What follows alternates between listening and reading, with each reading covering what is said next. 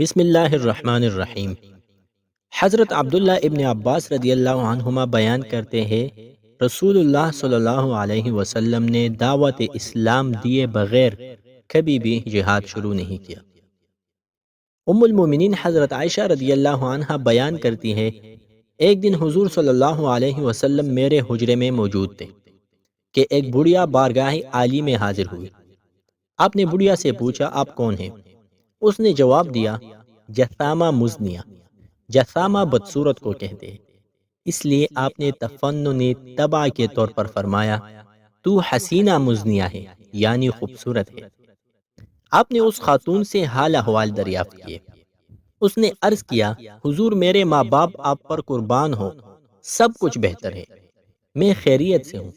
ضروری گفت و شنید کے بعد جب وہ چلی گئی تو ام المومنین حضرت عائشہ رضی اللہ عنہا فرماتی ہے کہ میں نے عرض کیا، حضور اس بڑھیا کو آپ نے خصوصی توجہ دے کر بڑی عزت سے نوازا ہے، اس کی کیا وجہ ہے؟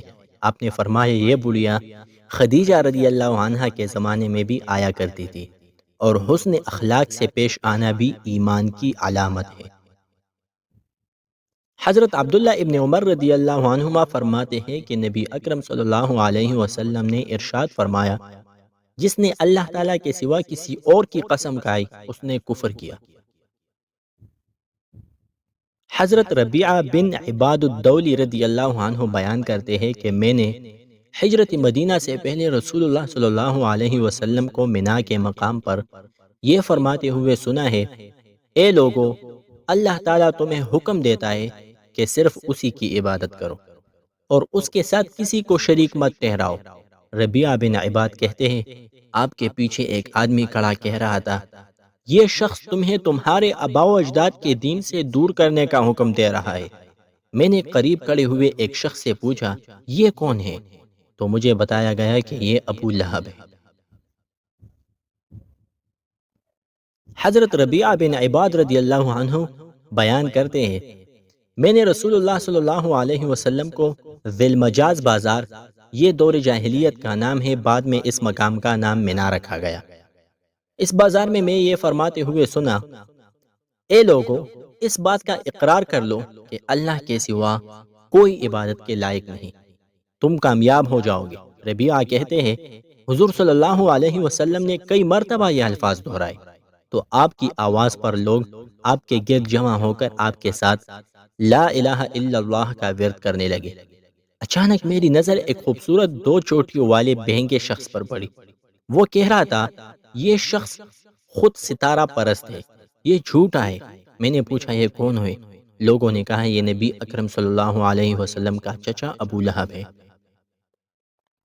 حضرت ابو ہریرہ رضی اللہ عنہ فرماتے ہیں کہ رسول اللہ صلی اللہ علیہ وسلم نے ارشاد فرمایا، اللہ تعالیٰ کے 99 نام ہیں، جو ان کو یاد کرے گا جنتی ہے۔ اللہ تعالیٰ تنہا ہے اور تنہائی کو ہی پسند کرتا ہے۔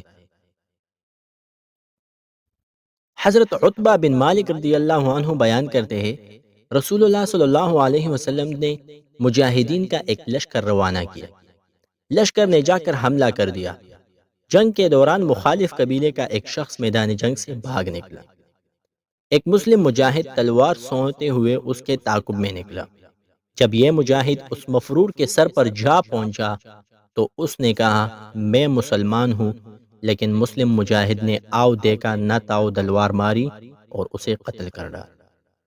یہ بات رسول اللہ صلی اللہ علیہ وسلم تک پہنچی تو آپ نے ناراضگی کا اظہار فرمایا، اور اس ناراضگی کی خبر اس مجاہد تک بھی پہنچ گئی۔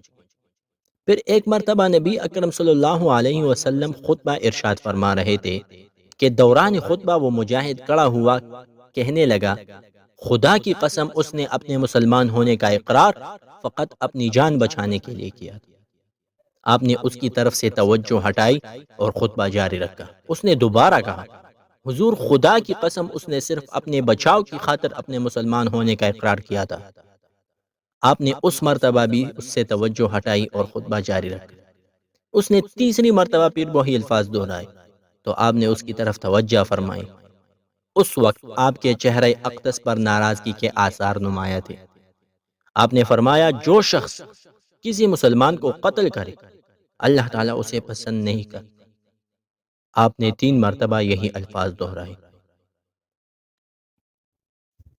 حضرت عائشہ رضی اللہ عنہا بیان کرتی ہے کہ رسول اللہ صلی اللہ علیہ وسلم نے ارشاد فرمایا، میں 3 چیزوں کے حق ہونے پر قسم کھا سکتا ہوں۔ نمبر 1، جس شخص کا اسلام میں کوئی حصہ ہے، اللہ تعالیٰ اسے اس شخص کی طرح نہ کرے گا جس کا کوئی حصہ نہیں ہے، اور اعمال صالحہ، روزہ، نماز اور صدقہ سب اسلام کا حصہ ہے۔ نمبر 2، جس شخص سے اللہ تعالیٰ دنیا میں دوستی رکھے گا، قیامت کے دن بھی اسی دوستی نبھائے گا۔ نمبر 3، جو شخص جس قوم سے محبت رکھے گا، اللہ تعالیٰ اس کا حشر اسی کے ساتھ کرے گا۔ اور چوتھی بات ایسی ہے کہ اگر میں اس پر بھی قسم کھاؤں تو کوئی حرج نہیں، وہ یہ ہے، اللہ تعالیٰ جس کی دنیا میں پردہ پوشی کرتا ہے، قیامت کے دن بھی اس کے گناہوں کو چھپائے گا۔ عمر ابن عبدالعزیز کہتے ہیں، اس طرح کی کوئی بھی حدیث جب عروہ عائشہ رضی اللہ عنہا کے حوالے سے روایت کرے تو اسے یاد کر لیا کرو۔